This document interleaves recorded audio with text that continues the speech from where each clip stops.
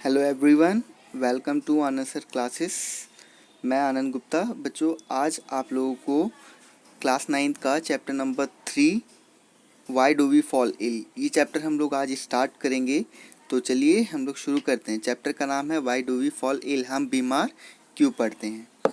तो सबसे पहले हमारा हेल्थ के बारे में कि हेल्थ क्या होती है, हम लोग स्वास्थ्य किसे कहते हैं। ठीक है, health is a stage of being well enough to function well physically, mentally and socially. Health का मतलब होता है वह स्टेट जिसमें हम लोग पूरी तरीके से, यानी कि हमारा जो शारीरिक काम है और दिमागी काम है, यानी कि मेंटली और सोशली और सामाजिक रूप से, हम तीनों रूपों से अगर स्वस्थ होते हैं, ठीक होते हैं, तब हम लोग क्या कहते हैं कि कोई भी पर्सन जो है वो हेल्दी है।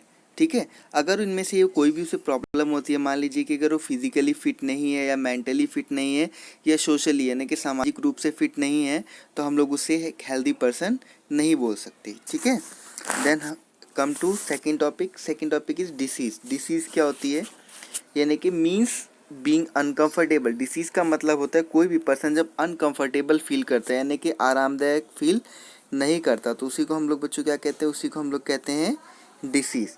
One or more system of the body will change. एक या एक से ज़्यादा तरीके का बॉडी का सिस्टम जो है वो चेंज हो जाता है। गिव राइज टू सिम्टम्स, और ये कुछ लक्षण पैदा करता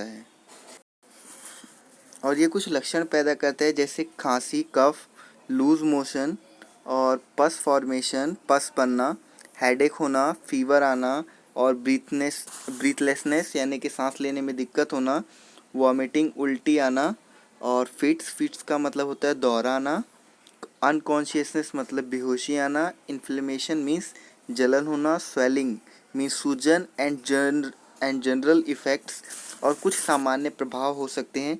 अ doctor look for the basis of symptoms. एक डॉक्टर क्या करता है, इन लक्षणों को देखता है। Disease are basically two types, और डिसीज़ जो होती हैं वो बेसिकली दो तरीके की होती हैं। कौन कौन सी होती है बच्चों, एक होती है एक्यूट डिसीज़, दूसरी होती है क्रोनिक डिसीज़। अब एक्यूट डिसीज़ और क्रोनिक डिसीज़ होता क्या है, सबसे मेन क्वेश्चन भी है ये, क्योंकि इसके से रिलेटेड हमसे क्वेश्चन पूछ लेता है एग्ज़ाम में। तो हम सबसे पहले डिस्कस करते हैं एक्यूट डिसीज़ के बारे में। यानी कि एक्यूट डिसीज़ हमारी क्या होती है, the disease which last for only A short period of time is called acute disease. Example common cold, यानी कि वह बीमारी जो कि एक बहुत ही छोटे समय के लिए होती है, उसे हम लोग क्या कहते हैं, एक्यूट डिसीज़ कहते हैं। ठीक है, और जैसे कॉमन कोल्ड है सर्दी जुकाम आपने देखा होगा कि खाली थोड़े समय के लिए रहता है, उसके बाद वो अपने आप ठीक हो जाता है।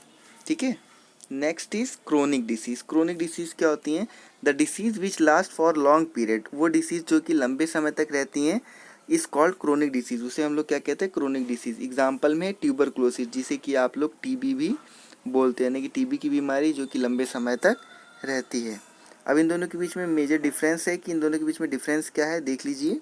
डिफरेंस है हमारा, acute disease they are short duration disease. Acute disease हमारी शॉर्ट ड्यूरेशन होती है, जैसा कि हमने पहले ही बात की, ये बहुत ही थोड़े टाइम के लिए होती हैं। Patient recover completely after the cure. अगर ठीक तरीके से उपचार किया जाए तो पेशेंट जो है वो पूरी तरीके से रिकवर कर लेता है। There is no loss of weight और फीलिंग टायर्डनेस आफ्टरवर्ड। इसमें ना ही कोई वेट का लॉस होता है, ना ही थकान महसूस होती है। And the last point is there is short duration loss of work and efficiency. यहाँ पे थोड़ा सा समय का लॉस होता है, क्योंकि थोड़ी बहुत बीमारी तो थोड़ा सा तो रेस्ट उसे चाहिए, इसलिए थोड़ा सा ही लॉस होता है। Next is chronic disease. Chronic disease क्या होती है, they are long lasting disease. ये लॉन्ग लास्टिंग डिसीज़ होती है, मतलब बहुत ही लंबे समय तक रहती है। Patient do not recover completely. इसमें पेशेंट जो होता है वो पूरी तरीके से रिकवर नहीं कर पाता। There is often loss of weight of feeling tiredness. इसमें वेट का लॉस भी होता है और टायर्डनेस भी फील होती है, यानी कि थकान भी महसूस होती है।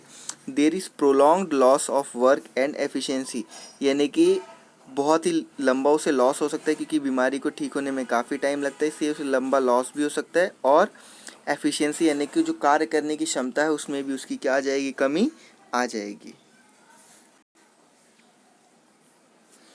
Causes of disease. डिसीज़ के कारण क्या होते हैं, डिसीज़ के कारण क्या होते हैं, most of the disease have may causes rather than one single cause. भाई कई सारी बीमारियां ऐसी होती हैं जिसके कारण एक से ज़्यादा हो सकते हैं।